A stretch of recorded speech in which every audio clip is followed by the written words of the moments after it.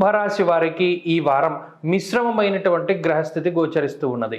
ఈ రాశిలోనే సంచారం చేస్తూ ఉన్నటువంటి శనేశ్వరుడు, రవిగ్రహం, బుధగ్రహాల తాలూకు స్థితిగతుల వల్ల కొంత ప్రతికూలమైనటువంటి ఫలితాలని సాధించడానికి అవకాశం ఉంటుంది. దీనితో పాటుగా వ్యయస్థానంలో ఉండేటువంటి శుక్రుడు కానీ కుజుడు కానీ కొంత పాపార్గళం ఏర్పడినటువంటి కారణం చేత కొంత ఒత్తిడి మాత్రం అధికంగా ఉంటుంది.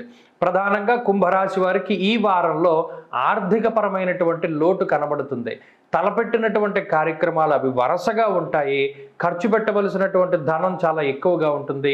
మీ దగ్గర ఉన్నటువంటి ధనం తక్కువగా ఉంటుంది. దీనివల్ల ఏమవుతుంది, కొంత రుణాల్ని తీసుకునేటువంటి పరిస్థితులు, స్థానచలనము, ప్రయాణాలు, అతిగా శ్రమ పడవలసినటువంటి పరిస్థితులు, మరీ ముఖ్యంగా కొన్ని సందర్భాల్లో మీరు ఖర్చు పెట్టేటువంటి డబ్బు కొంత వృధాగా పోతోంది అని తెలిసినప్పటికీ కూడా ఆ ధనాన్ని మీరు వదిలిపెట్టవలసినటువంటి పరిస్థితులు ఏర్పడతాయి. ఇలా కొంత డబ్బు ఖర్చు మాత్రం ఈ వారం ఎక్కువగా కనబడుతూ ఉన్నది.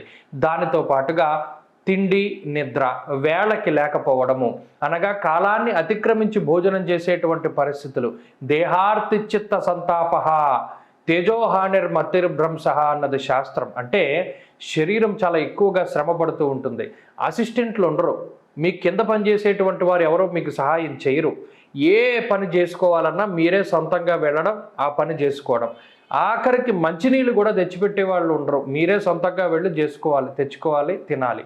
ఇలా ఎప్పుడూ లేనటువంటి మీరు వంట వండుకోవడము, ఇల్లు దుడుచుకోవడము, లేదా బట్టలు ఉతుక్కోవడం, ఇటువంటివన్నీ కూడా చేయడం ఈ వారంలో ప్రధానంగా కనబడుతుంది.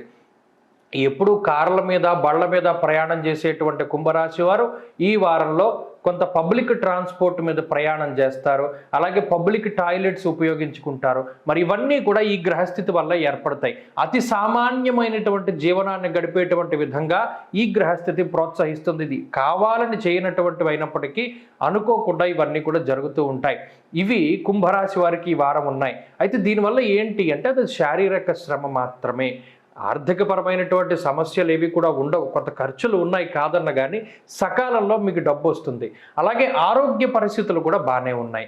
స్కిన్ ప్రాబ్లమ్స్ కొంత ఇబ్బంది పెట్టడానికి, ఎముకలకి సంబంధించినటువంటి ఇబ్బందులు రావడానికి అవకాశం ఉంటుంది. జాగ్రత్తగా ఉండాలి. ప్రత్యేకించి కోపం పెరుగుతూ ఉంటుంది, దాన్ని అదుపులో పెట్టుకోవాలి. మాటని అదుపులో పెట్టుకోవడం ద్వారా పరిస్థితులు చక్కబడుతూ ఉంటాయి. అలాగే కుటుంబ సభ్యుల యొక్క సహాయ సహకారాలు కూడా కొంత తక్కువగా ఉంటాయి. కాబట్టి ఈ వారంలో జాగ్రత్తగా ఉండడం చెప్పదగినటువంటి సూచన. ఉద్యోగంలో ఒత్తిడి ఉంటుంది. వ్యాపార పరంగా మాత్రం కుంభరాశి వారి యొక్క పరిస్థితి బాగుంది. వ్యాపార లాభాన్ని ఈ గ్రహస్థితి కలగజేస్తుంది. విద్యార్థులకి గ్రహస్థితి ప్రతికూలంగా ఉన్నది. గురువుల యొక్క అనుగ్రహం అవసరం.